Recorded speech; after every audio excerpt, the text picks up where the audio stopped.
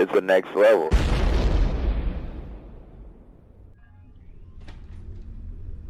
Attention all passengers. The temperature outside is minus 121.9 degrees Celsius. As we approach Chicago, mile zero of our cycle of life, be prepared to brace.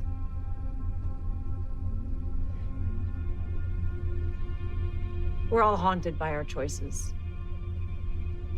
The personal choices we all made when we boarded this train. And the collective choices that brought us to that day. Choices made over decades, even when we knew climate change was real. And finally, my own choice to pirate this ark and lie to you all, which has brought us to where we are now. May we all move forward with greater awareness of the choices that we make. We are one train. And today, that train chooses change.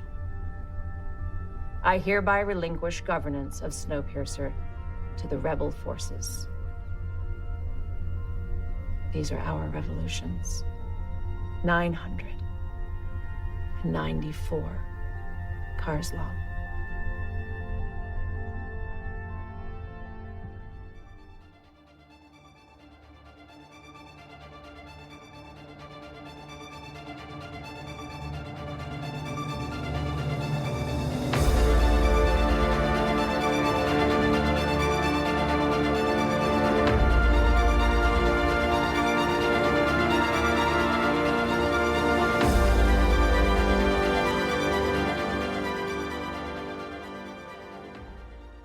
Hey panelers, welcome back to the show. I'm Mark.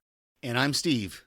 And we're going to be covering Snowpiercer Episode 9, Old Ways, Old Wars, and Episode 10, which is entitled 994 Cars. Yeah. A little bit of a spoiler title there, I think, but if you just looked at the title.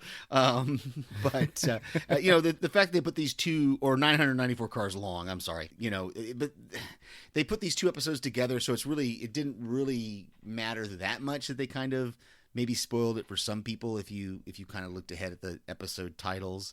I guess technically, we are a spoiler-full podcast, so if you haven't watched the finale of Snowpiercer Season 1, what are you doing listening to us? Because I guess technically now it's 1,000...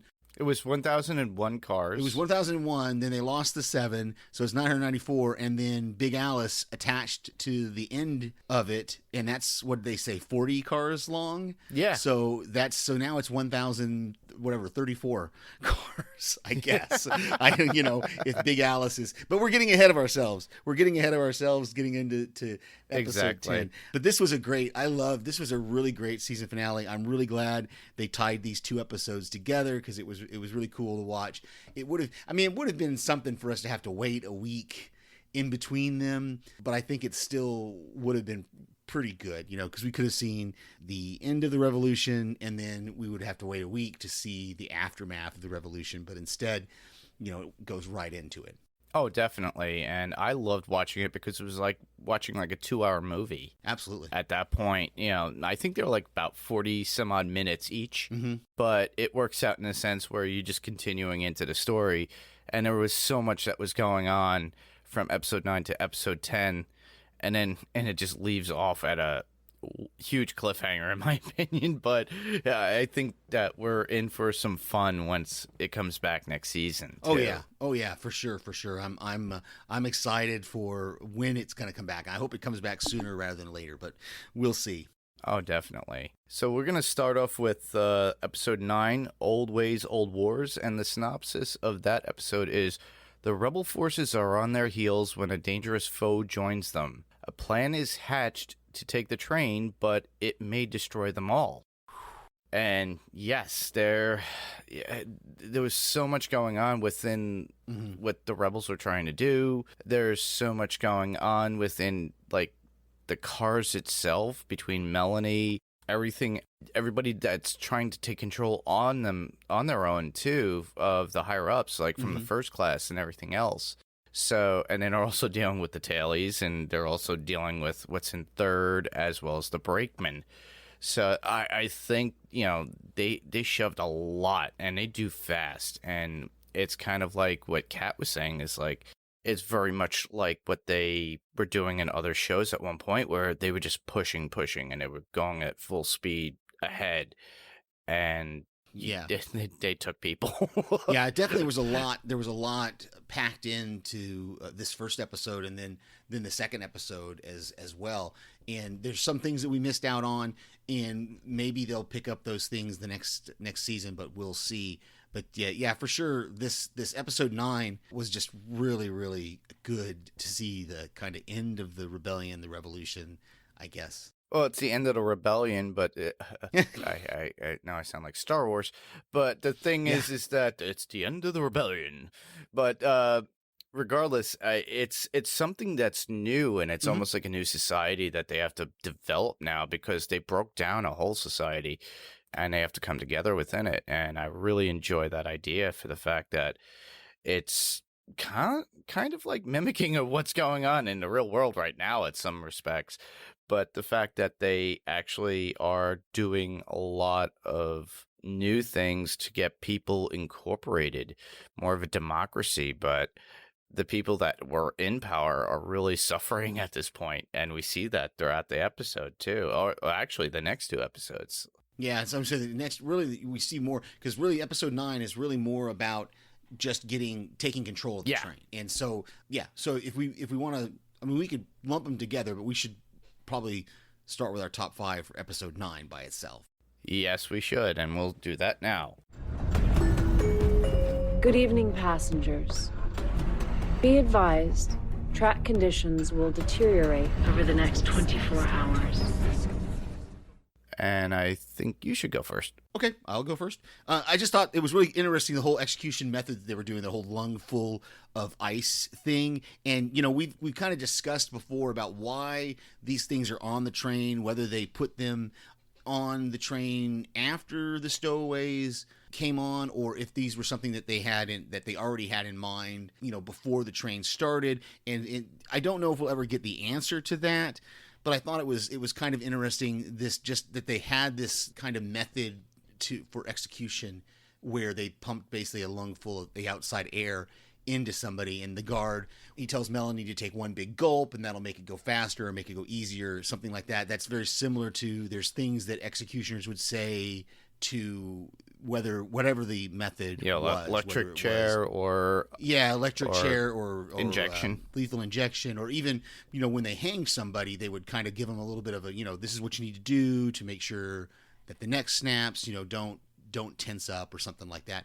And the same thing kind of with lethal injection, they're like, don't tense up, don't get excited or something like that. Like if you remember the Green Mile too, remember, with the sponge and everything? With the sponge, yeah, right, exactly. There's little things that they would do to make sure that the execution went well. Yeah, and the fact that it goes back to what Daphne was saying when she and I were podcasting on this, that they use the elements, the outside elements of what's going on outside, as a way of a tool to not just torture people, but to use it as their sort of like justifying their punishments or executions or things of that nature, or even interrogation.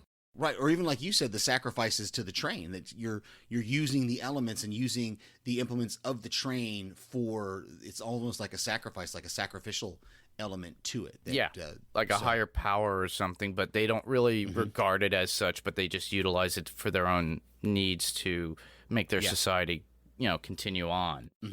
My number 5 would be, though Melanie was locked in with the others, she seemed to have a lot of empathy and understanding of the people while she awaited her own fate. That fate that she had of being executed. That opening scene was eye-opening. She wanted a lot for the people within the train, and the symbol of Wilford there too. That was just, I'm like, I started thinking way back to like Aliens, almost like Weyland Yutani from the Alien series. but with this, it seems more real with the character that has to help all those on the train with how Melanie is thinking, you know. I think that's why she was so free when she was able to have a jumpsuit like all the rest that worked on the train. You know, she wasn't bound to this whole status at that point. She just wanted to be herself as a creator, somebody who created the train as well as it was, and to, you know, be involved with the train. She wanted to be like them. She wanted to be part of those people, you know, just someone that does a job. Yeah, well, she was definitely trying to develop that rapport with them where she asks the guy his name, she gives him the handkerchief for his head, and one of the other guys is like, sure, his name matters now that you're locked in here with him. But even then, you could see from that remark that she was really trying to reach out. And we're seeing, you know, the softer side, like you said, of Melanie. We're seeing the side... The human. That side that actually cares about the people on the train. So, yeah. Yeah. So my number 4 is just that whole scene between Bennett and Miles where he's looking at the security camera footage and he sees Miles let LJ into the engine room, and then he kind of tells him, you know, he calls him some names, and then he puts him in his chair and he tells him to be quiet and shut up, and I can't believe you did that. But then there's this very quick kind of turnaround just in those few seconds when Miles sees the radio and he's like, oh, is that a radio? What are you doing with that? And at first he's like, shut up. And then he's like, well, no, here's what I'm doing. I got to communicate with the people down the train. I can't use the regular communications because, you know, they might be listening. And then towards the end, when they're doing the whole uncoupling thing, he actually has Miles helping him with the uncoupling operation and with getting the train back on track once the cars reconnect. It was cool, but at the same time, it was kind of a quick turnaround for Bennett there to, you know, 1 minute he's kind of mad at Miles, and the next minute he's like, basically, well, I need your help with this. Well, you know, Miles is the future of the train at this point, if you think about it. You know, he was indoctrinated into that where they were prepping these kids. Well, but I mean, they were trying to indoctrinate him, but I don't think they succeeded. They didn't succeed because that's why he let LJ in. That's why he went with Andre's plan. That was the whole thing, was that they didn't succeed. And I think maybe that's part of what Bennett got mad, but we also see he does need the kid. That Bennett, and Bennett and Melanie both, they really want what's best for the train. They're not really, they don't care first class, second class, third class, tail. They don't care. They want what's best for the train. Yeah, he had put resentment aside from the kid going with Andre. And yeah. Well, my number 4 would be Pike's change within the episode. He was changed with power. He wants power of his own. And he seems very manipulative for all the wants that he has always desired, because he always saw the first class, the seconds, getting what they wanted. He was turned by the front of the train, basically, because they just threw this as like, this is your kingdom kind of attitude. It's like, you could have what we have. He tasted what they had and wanted to change Leighton's thoughts and, you know, have Leighton surrender at a certain point. It was his way of manipulating Leighton at certain points, kind of like what Stephen Ogg generally does with his evil characters. If we go back to Walking Dead or even Westworld at a certain point too, even though he was a robot. I mean, yeah, Pike was my number 3, so I'll just move right into what I was going to talk, because he's kind of playing both sides there, because you're right. I mean, he's manipulating things, but at the same time, he's kind of an opportunist. He's an opportunist. He's gonna grab at, you know, the first thing he wants to do is, he says, I'll get Leighton. Basically, he tells them, I'm assuming what the plan was, is that he tells them that he'll convince Leighton to surrender because Leighton doesn't have the bloodlust to fight. He doesn't. That Leighton will see his surrender as the best way for things to get back to normal, but he doesn't know what Leighton's got planned. He doesn't realize that Leighton has been talking with Melanie until after. You know, so he's trying to, and then like that whole scene where he takes over the Folgers cabin and he's in there and he's got, you know, he's basically running like a bordello up in the master bedroom. Where he's got, I'll bet you didn't know you'd ever make love, you have sex in a whatever, you know, and LJ's just, she's so mad at him, but then he throws her out of the cabin and basically takes over that first class cabin. That I thought was really interesting. Is it's one of those things that you're like, Like he's kind of, like I said, he's kind of playing both sides. But then at the end, when he realizes that basically Andre and Melanie are probably going to succeed in getting rid of the other faction, so then he sides up with them. Yeah. So he's going to side up with whoever's in power, kind of thing. Yeah, whatever benefits him at that point. He's like you said, Exactly. he's an opportunist, so he's going to do whatever he needs to get what he wants. So you're number 3? My number 3 would be Jinju's help with Melanie's escape from death. Yeah, there's a trust there. That engineer, I think it was Bennett, came to her aid at the time of it her was Hobby. execution. But we'll get to that in a second, because It was Hobby. Yeah, All right. yeah. I always get them confused. But go ahead, finish yours. Yeah, and then something for like a cause that Melanie holds dear, obviously. She wants everything right for the train. Or is it some sort of fear of what is to come? They're not sure entirely where their efforts are going to go. Interesting. Yeah, because this kind of plays right into my number 2 for this episode, which is the Javi character, because he's the one that helps Melanie out there in the execution car. But it was a little confusing even the second time. Actually, the first time I watched it, it didn't confuse me because I wasn't sure who it was. I was kind of like with you. I was back and forth. Is that Bennett or is that Javi? But then when I watched it the second time, I had the closed captioning on. She calls him Javi, so I know it's Javi. Okay. But how did he get? Here's the thing: we see him and Nolan, and Nolan says something about we've got to get control of the engine, and so Javi says, "Well, I'm going to have to go over here and do something with the computers."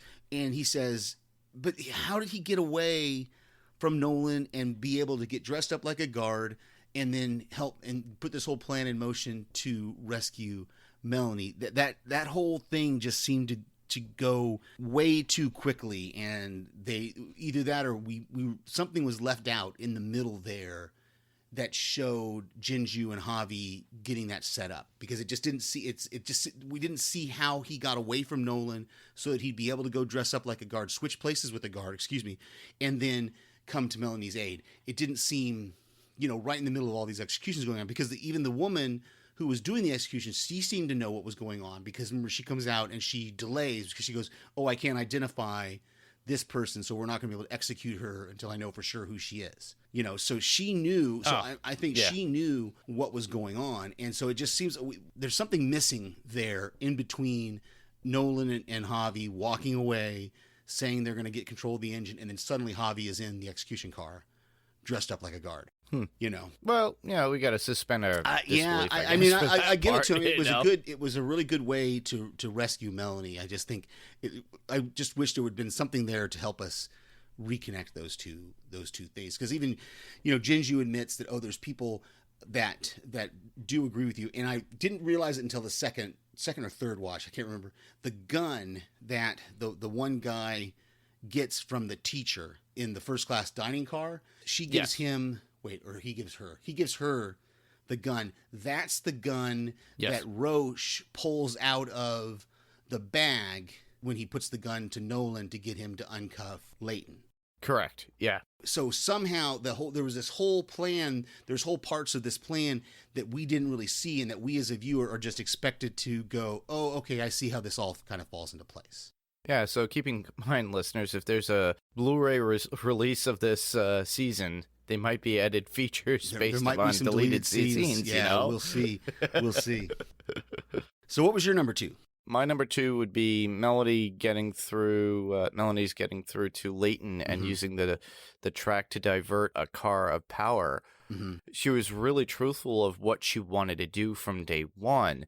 I think the rich in the front were too much of an influence of things that were going on within the train. And that was her way of like, let's just, it's like basically getting rid of, bad laundry. It's like, here, get rid of it. Just like, get it out of here. And then we can move on. Yeah. She recognized that those militaristic jackboots weren't going to be able to hold authority. She knew that the Folgers and Nolan were not going to be able to be in control. There was always going to be this faction that was against them, so she had to get rid of them. And so that's one of those things that I don't think I didn't even expect it. I got this in my notes, or I may have it as my number 1 actually. No, yeah, it's kind of in my number 1 here is just this whole thing that what she does with Leighton, where it's not really a manipulation, but she makes Leighton basically become the monster. Take charge. Well, not just take charge, but she makes him become the monster that she is. Because he suddenly has to sacrifice those however many people were in that car of his friends. Yeah, he had to use the power that was granted to him to make a sacrifice. Right. Oh wait, here we are again talking about sacrificial lambs. Right, exactly. And he goes in there and he tries to unlock them, but he can't unlock them. And then he waits till the very last second to uncouple that car, and we see them drift away, and then they get shunted off to that other track, and like the mom and dad Folger realize what's happening, that they've been separated from the train, and just this whole idea that they can separate cars from the train. When I thought about it, the first time I saw it, I was like, well, that doesn't make any sense. Why would they be able to do that? But it actually does. When you think about it, it makes sense that they would have some sort of, they would have to have, maybe not have to have, but I think they would have to have some sort of plan in place to where if a car gets damaged or if there's like a fire or something like that, and you have to remove a car mid-trip, while the train is moving, they already had this way to do that. They had these junctions set up, and they had these branches off the track where they could go ahead and separate a car from the main train and then recouple. Yeah, I thought it was really cool, and the watching that. Yeah, obviously that comes into play later on. Well, just the preciseness of this whole plan, that everything, and I've got the quote from Roche in our quotes when we get to the quote section about it. But just the preciseness of the plan, everything had to go perfect, or it would be disaster. Oh, definitely. And there was a precision to it that had to be executed at the right time. And you were tense as you were watching it, too. Both times. Every time I watched it, I was tense, because I was like, even though I knew it was going to happen, it was still just, and they played it so well, and you just see the pain on Leighton's face when he has to sacrifice those people. Yeah, you could see it as he's walking away, and then he had to close the door, and then the look on his face, and the look on the face of the people that he left behind in that car that were like slowly freezing at that point. Once it was like that car gave way. Yep. And it was rolling back behind them. It was so upsetting, but the fact that, well, they had to get rid of two things, obviously, if you think about it, because they got rid of not just, what was it, the first, it wasn't the first class, it was basically, it wasn't all of first class, and I've got this in my, I've got more of this for the next episode, because we actually learn the numbers and how many cars and exactly all that in the actually next episode. But so you didn't lose the entire first class, but we'll get to that when we get to episode 10. All right. So I think your number one. Sure. My number one would be seeing Leighton's sacrifice. Obviously, you already spoke about it. So, he couldn't free everyone in the car where they were held for termination. And that was really hard. But with Miles helping the engineer, that would have been Bennett, I think, right? Yes. Yeah. That's Miles and Bennett together. Yeah, I got that right. Yeah. They were able to lock in Leighton's car. And then Melody stated that she knew he had to cut them off, to save others. And, to me, that was that ultimate but it was great. But, thank goodness we didn't have to wait for, this cliffhanger for a season, because they could have easily just left it off at that and gone on to season 2. Because if you think about it, if they left. Oh, I see what you're saying. But. Oh, no, I don't. I understand what you're saying, but at the same time, we needed episode 10 to set up for season 2. It did, yeah. Season 9 by itself would not have left us enough. I mean, it would have given us some things for season 2, but episode 10 sets up so much more for season 2. Well, with episode 10, we get a little bit of closure of what had happened before with this now, and then they left us with the cliffhanger for what's going to happen for season 2. Right. Yeah. So we've got a few quotes here. I went ahead and took one of mine out because I like this quote better. And this is the one that I was kind of talking about a little bit, was when Melanie gives up the power to Leighton, and it's in that original talk when she's telling him that she wants to help. She's telling him they can uncouple these cars, they can get rid of the jackboots, and he kind of says he doesn't trust her, and her response is just so beautifully said by Jennifer Connelly. She says, "What do you want me to say? I'm mean, I'm ruthless, I'm a monster. Yeah, sure, all of that. And now what? My way didn't work. Maybe yours will." Yep. And I just thought that it's her surrender to him, and then her at the end saying that the train is yours. So Yeah, the one I have would be the opening dialogue from Melanie. That was really intense just to hear from the very beginning. The way she states it, she states, "I thought I could create a kinder and gentler world, but the train demanded otherwise. The train demanded blood. I fret her, but now they will. Until we reach our final destination, the same pain and guilt, holding our losses close on Snowpiercer, 1,001 cars long." It was that really... That gave me goosebumps just reading that too. Yeah. Oh, it gave me goosebumps listening to you say it. Like it was just because it's so cool. All those opening monologues have been great this season. I hope they carry that through. They have season to. 2. Yeah, it makes so much sense because they've gotten to a format now where they have individual characters and their point of view and where they're going within the actual story and where their character development is going. Yeah. Yeah. So my last one was the one that I kind of talked a little bit about earlier. It's when they're telling Roche the plan and what they're going to do, and Melanie finally admits to him. I didn't write down what she said because because what he says is way better. But he's like, well, what happens if something does go wrong? And she says, the back half of the train will freeze and the front half will starve. And I loved his response was, okay, thought so. I just wanted to hear someone say it out loud so we all know how freaking stupid this is. Exactly. I thought it was great. I just want to hear somebody say it out loud so we know how freaking stupid this is. The last one I would have would be when Bess approaches Roche while he's having his lunch. And Bess states, "Fight for your family. Fight for your freaking lunch meat." and then Roach goes, "It's a travesty to call it lunch meat." It was. I eat sandwich for lunch often, but that was a great one.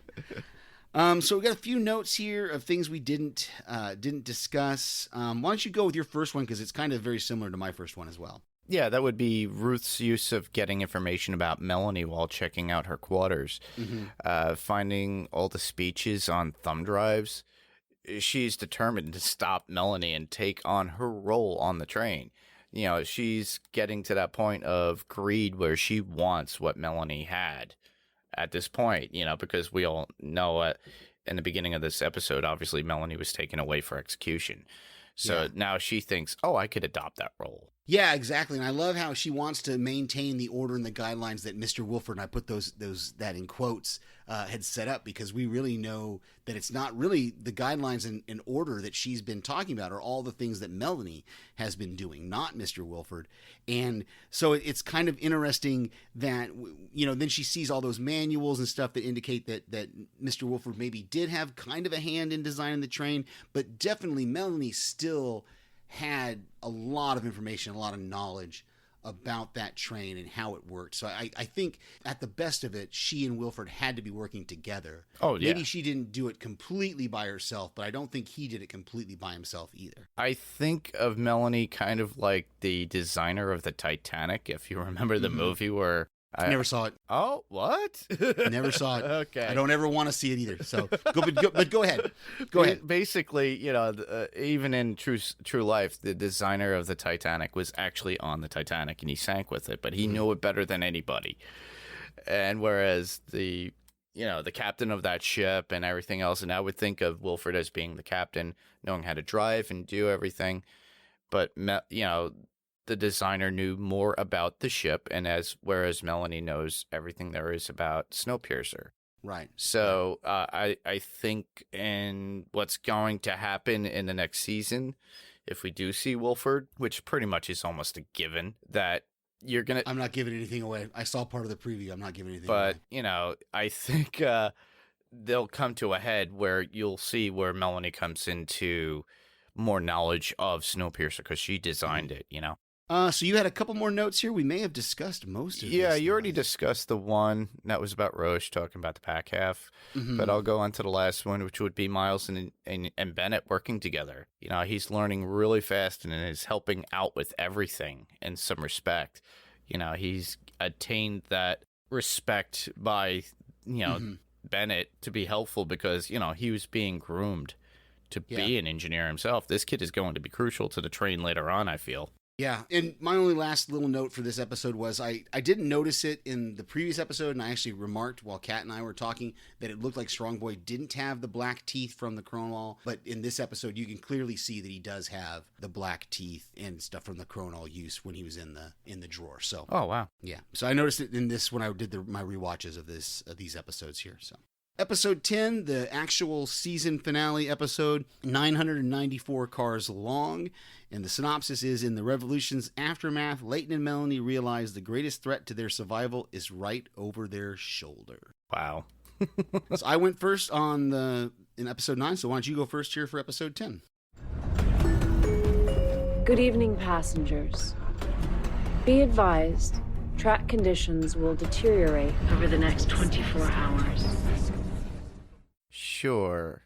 My number 5 would be the change in the government, quote unquote, I should say, now on that train, how the people want to change the classes and what is involved with that.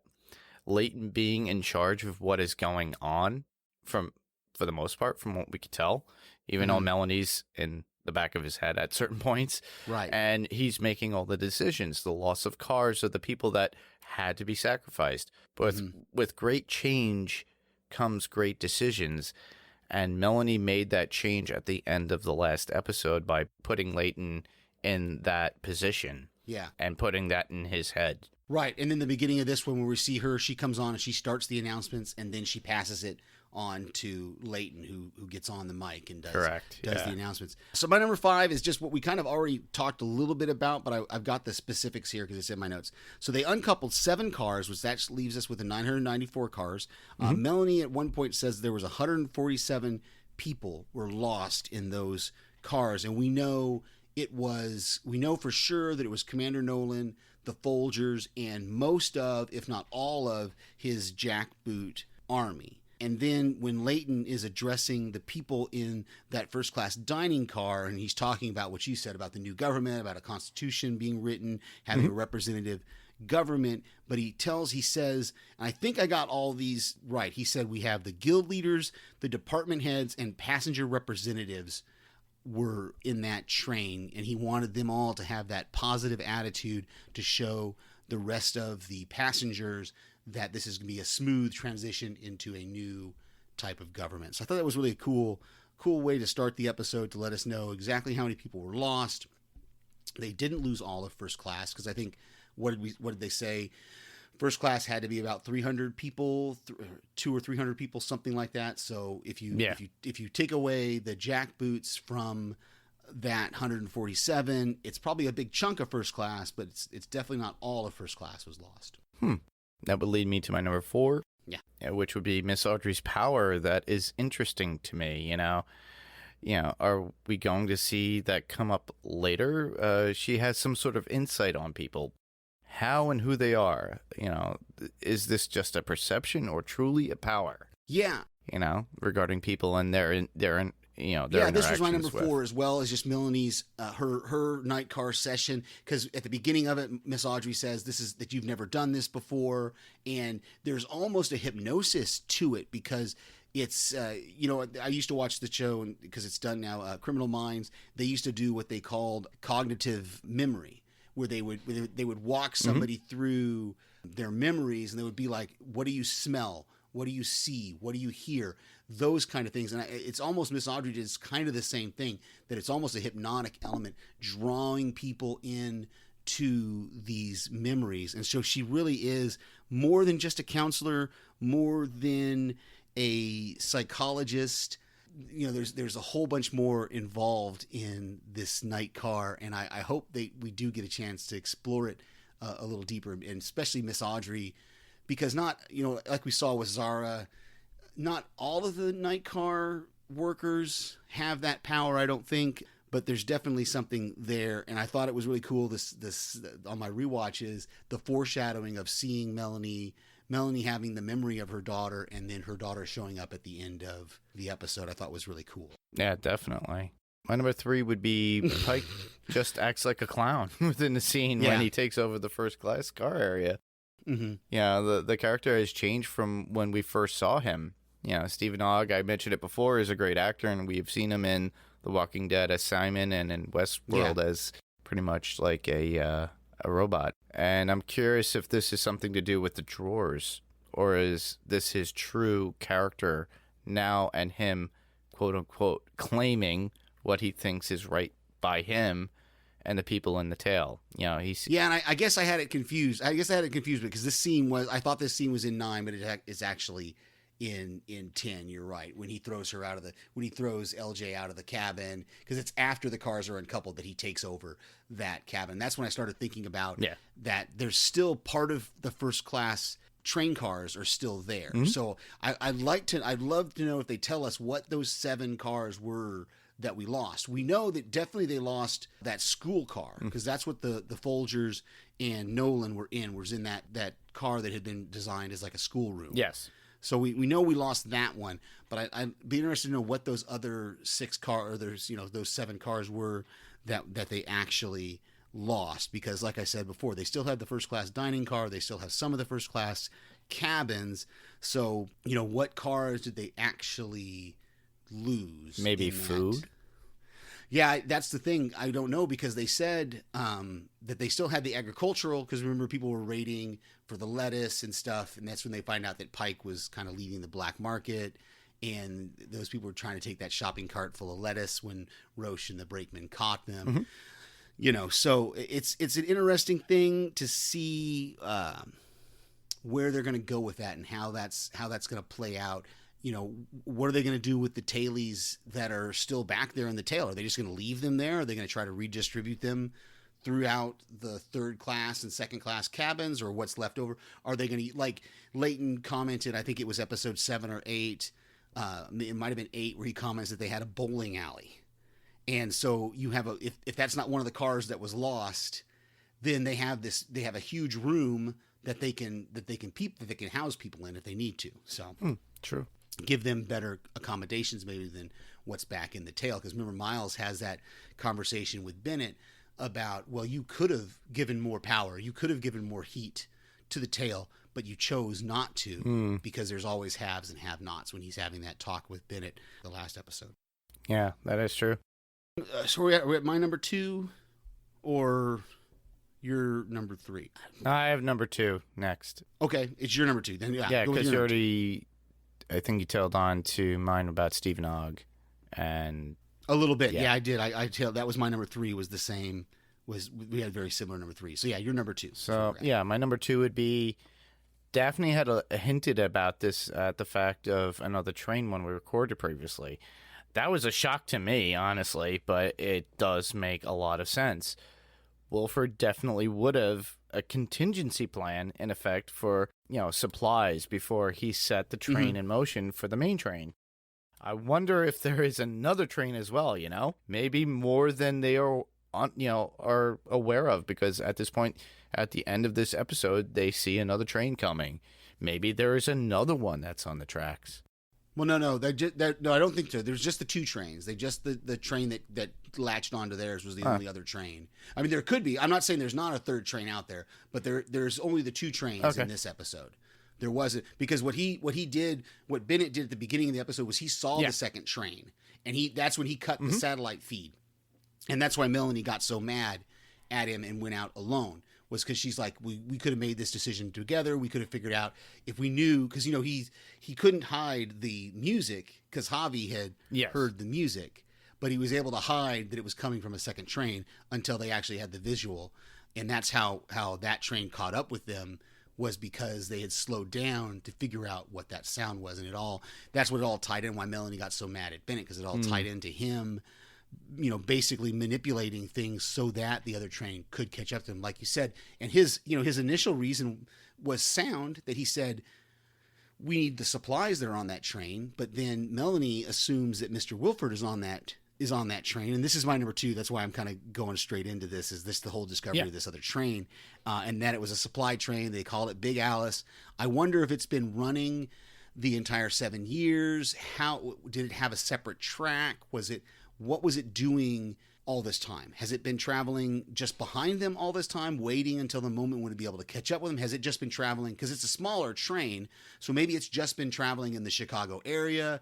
Like you said, maybe there's other supply trains that are just traveling like in the Chicago area, and they had ways that they could remotely activate those trains so that they could latch on. And now that makes sense of why it had that contraption on the front of it, which that was a cool scene. The CGI work was really cool about that. I didn't really, the CGI work of the trains switching tracks wasn't as good as when they uncoupled the trains, because when they uncoupled the trains, man, it was, you could see the tracks move and you could see it was really cool. But with this one, when it caught up to them, but that whole thing where the front of that train opens and it latches on to the back of Snowpiercer, you're like, oh, that was just a really cool scene. And now again, it's one of those things that I realized they needed to have that, because if they were going to if they had resupply trains, they'd have to have a way for that train to couple to, latch onto them, and so that's why that whole contraption was even there, that front of the train opening up and basically looking like it's eating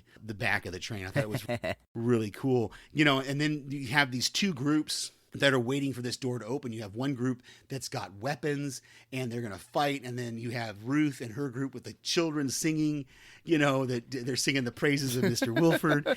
And I just thought it was really cool. And I loved how Leighton found a way to kind of bridge the gap between them, where he goes, you're right, let's try diplomacy first, so you stay with me. He said that like 3 times. He said, Ruth, you're with me, you stay with me, because he wanted to make her understand for sure that you're not the one who's in charge here, Ruth. I'm still in charge, but I'm going to let you lead this delegation, but we're going to have a show of force to back us up. And that's where they had Stephen Ogg, where they convinced him to join with them. And we'll see what happens. He may flip sides again. Who knows? So you're number one. Well, I saw that foreshadowing of Melanie's daughter coming into play once they showed the flashback scenes when she was with Miss Audrey, I didn't think it would be this soon, though, that we would actually see her daughter come on the train. Mm-hmm. And my thoughts, that was the last thing, but, I thought she would be on the train. That's interesting that because I didn't catch it until the moment when we see that it's a girl. As soon as I saw that it was a girl, even though it was short hair, you could tell that it was a female. And I was like, oh, it's got to be Melanie's daughter. It's just got to be. And my number one is, I've already kind of talked about it a little bit, was just the whole argument between Melanie and Bennett there before she goes outside by herself. And, it's fortuitous that the train, it's the braking of the train that forces her off. So she's not too far away from where they are, or where the trains, met up with each other. So it's going to be interesting to see how they get her back on the train before the elements. I don't know how long she can survive out there with that suit, but I thought another question that came to me the last time watching it was, why didn't she go outside closer to where the other train was? Because it seemed like she was like 2 or 3 cars she had to go, and she's like untethering herself and jumping from car to car, really, risking falling off the train while it's moving. Oh yeah. So I didn't understand why she wasn't able to get out closer to, but I think it might have been because she wouldn't be able to go through the tailies, because that's where the tailies were at. So she had to be somewhere before the tailies started, but then close enough to where she could at least get to that part of the train. Very true. I had 2 quotes here that I had. I thought it was really interesting that when they're having the whole discussion, when Leighton gives his idea of representative government, Ruth says, utopian twaddle will never hold this train together. I thought that was kind of cool. And then I got goosebumps when I heard Till, when she was having that breakup with Jinju, and Jinju says, do you want to be alone? And Till, it's such a great line from Till. She says, I'm not alone. I've got my sisters and brothers that I stood with, and a responsibility to Snowpiercer that I never felt before. And I guess I got goosebumps saying it, but it's because it's just so cool to hear her, the previous episode, or episode 8, when she said, I chose a side, And when Leighton says she's one of us, he says Roche is one of them in episode 9. He's like, make sure you get the brakeman, take him up train. He's one of us now. All these things where Leighton is very much trying to make sure everybody is unified. To where he's like, we're all one train now. Yes. There isn't this class system. There's no classification. There's no people of higher power. You're going to be assigned something, yes, but there's no, you get better perks than somebody else because you're of this status. Yeah. So I had a few notes here. I'll just go through them really quickly. I thought it was interesting that the announcement that Chicago was mile 0. Yeah. On their trip. And, I think at one point I had calculated that one revolution was about 6 months, but then I'm still not sure about it because there's a shot, and I took a screenshot of it and I emailed it to the Panels to Pixels account. I don't know if you can put it in the show notes or not. Yeah, I saw it. Yeah. There's a scene where Melanie has a map behind her, and there's red lines on this map that look like it's over the whole world. Huh. But there's parts of that line that have turns that are way too sharp for the train to make. So I'm still not sure what that map is. So because I zoomed in on it earlier today, and there's a couple of really like sharp, almost 90-degree turns on those red lines that I'm thinking there's no way that could be the train track. That could be outlining the train track. So I don't know. Or maybe a crossing track. Who knows? Maybe a crossing.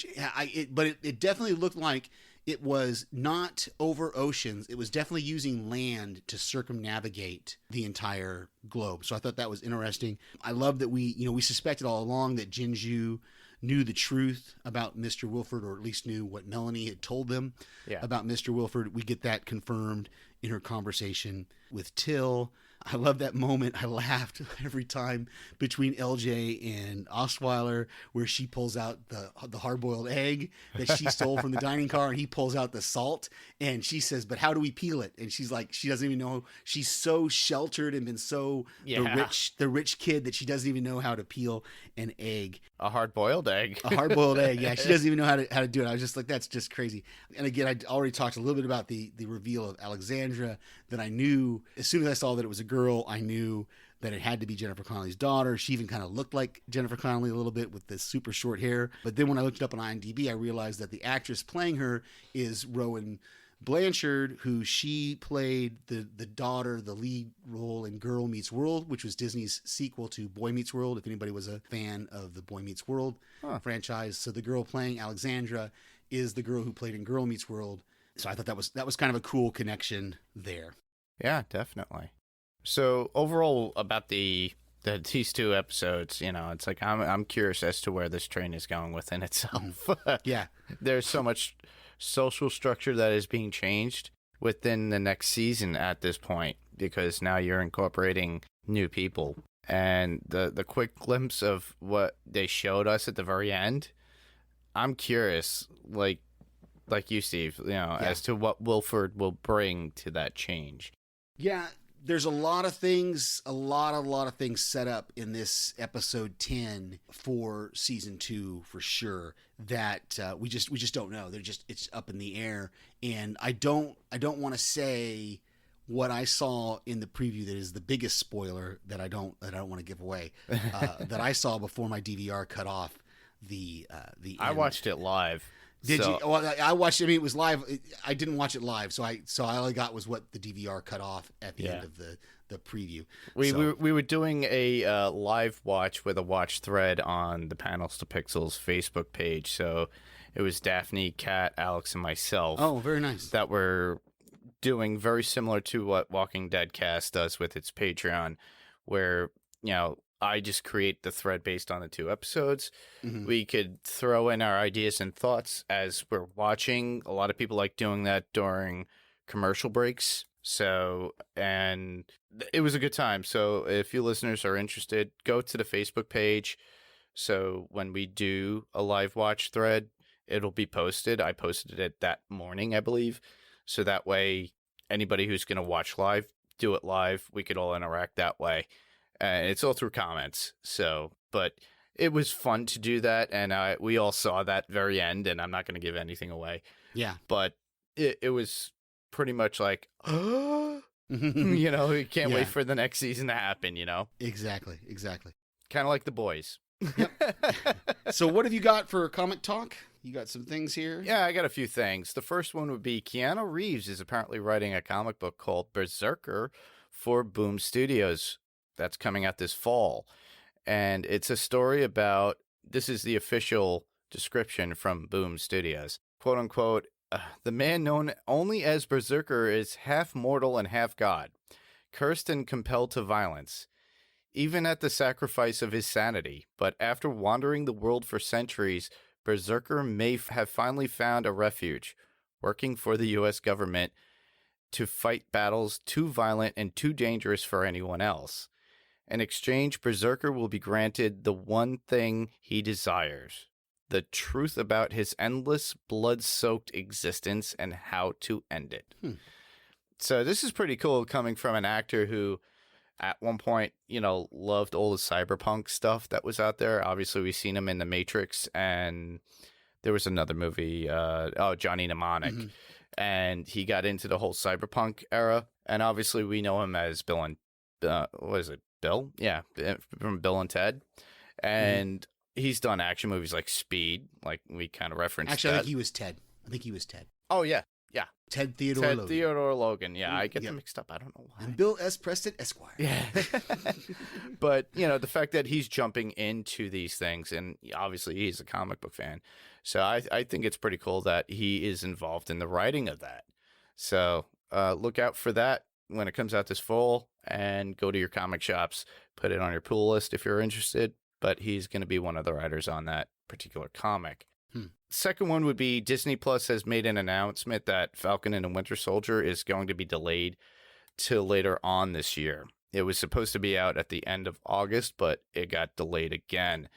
So we're not going to get too much Marvel content from that coming anytime soon. Yeah. But the best thing that we have is, if you guys did not subscribe to the DC app, but now that it seems with the DC app's content seems to be moving to HBO Max and possibly Netflix or other streaming services, Swamp Thing Season 1 is going to be on the CW now for the September release. So the show was originally in the DC app, and I watched the whole season. I loved it. It was a good take on the Swamp Thing series. It was very different from the comic in some respects, but Derek Mears was great as the Swamp Thing, and the cast themselves are really good. And you see Ian Zierling in it too. So, and I know I just saw a quick article before we started recording. I think it was from comicbook.com that Disney Plus is also, or Marvel has said that WandaVision is going to be delayed. Yes. As well. Yeah, later. because they coincide. And that's working within Doctor Strange and the Multiverse of Madness. Yeah. I'm still trying to get caught up on podcasts, so I don't really have anything to recommend at this point. I did send in a voicemail for the TV podcast industry season finale wrap up of Penny Dreadful City of Angels. So you should hear me on that. I sent in a voicemail to House Podcastica for the Cobra Kai. And also, if you are a fan of Walking Dead Cast last night or tonight, actually, I think, are recording their 10-year anniversary.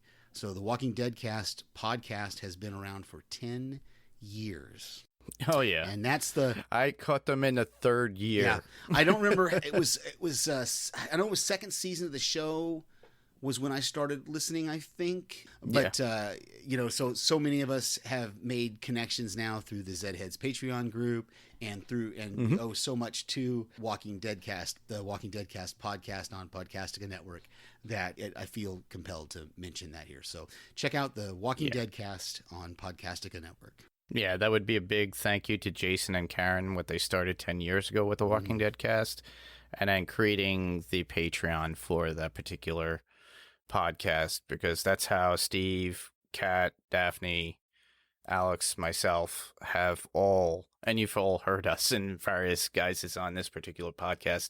So as you all know, I love to have my friends on to accompany on these podcasts, and it's great because we all have mutual love for all these shows and everything, and we during these times of this whole pandemic, we've been coming together, doing things, having fun, chatting online.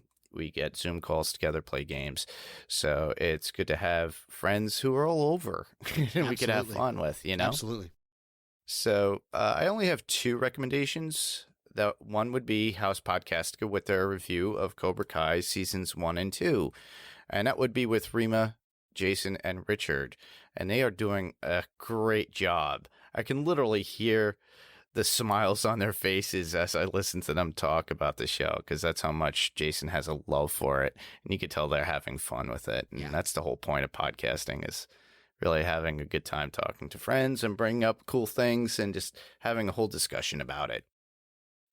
Next up would be the Celebrity Spotlight with Ben Beck on our own network, the Next Level Podcast Radio Network. He just did an interview with Kevin Bigley from the show Upload, and you can find that on Amazon Prime. And he did a world premiere of the live video broadcast of that on Facebook. So my recommendation to Ben was to do that often, and I think he's going to continue doing that often with celebrities. So I think that's pretty cool. So you could actually see the interview live as they're doing it, and then eventually you could hear it on the podcast itself. And I'm thinking that he's going to start to do more video as well, which I highly recommend, because that's where everything is going nowadays. I have a couple of YouTube recommendations.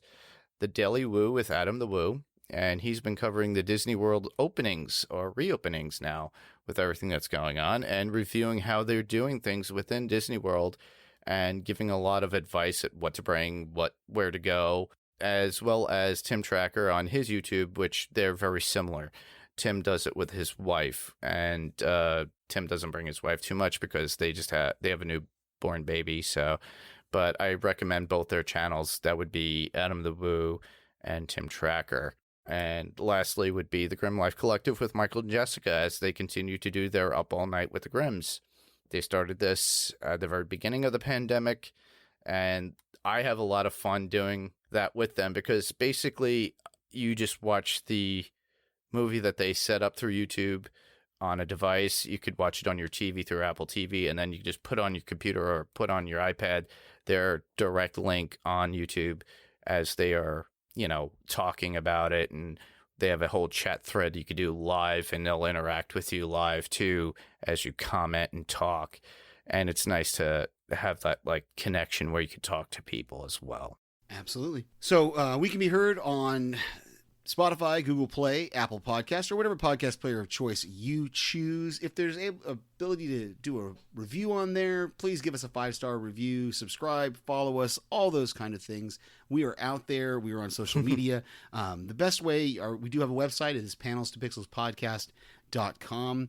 You can also submit your theories and feedback through our Facebook group, which is facebook.com/panels2pixels.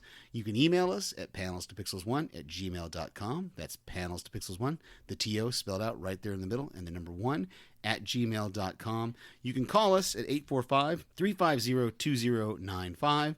That's 845-350-2095. You can also catch us on YouTube. And in fact, if you go to YouTube this week, you will be able to see our 100th episode, which was a video interview with Mike and Ming from the Comic Book Men on their Shared Universe podcast. But is up on our YouTube page, which is Panels to Pixels Podcast.